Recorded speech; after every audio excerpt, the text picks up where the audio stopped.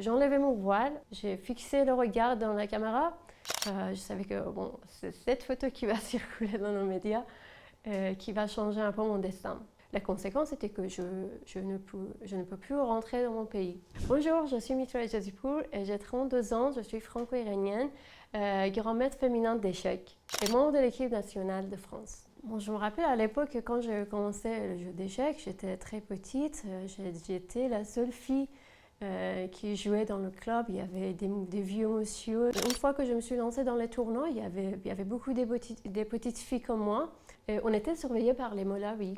Je pense que leur objectif était surtout de nous isoler. Si on reste isolé, on ne comprend pas que c'est quoi la différence entre l'Iran et à l'extérieur de l'Iran. En fait, à chaque fois qu'on voyageait à l'extérieur de l'Iran, on avait les surveillances. Ils étaient assez stricts.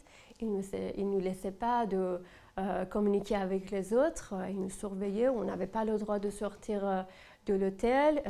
On avait un code vestimentaire. Les gens qui nous regardaient, si on met le voile, on ajuste notre voile. Mais en France, on est beaucoup plus libre que ça. Le jeu d'échecs, ça m'a permis de découvrir un monde de l'extérieur de l'Iran. Du coup, ça m'a donné une sorte de liberté. Ma vie était complètement différente que l'autre petite fille en Iran. En 2019, j'ai participé à un championnat du monde à Moscou.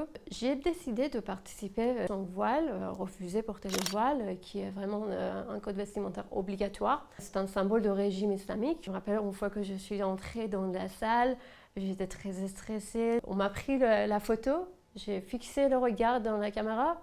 Et là, c'était vraiment un moment important pour moi parce que je savais que bon, c'est cette photo qui va circuler dans nos médias qui va changer un peu mon destin. À l'époque, quand j'ai décidé de faire ce geste, je ne savais pas vraiment les conséquences, ce serait comment. J'ai été exclue de l'équipe nationale d'Iran.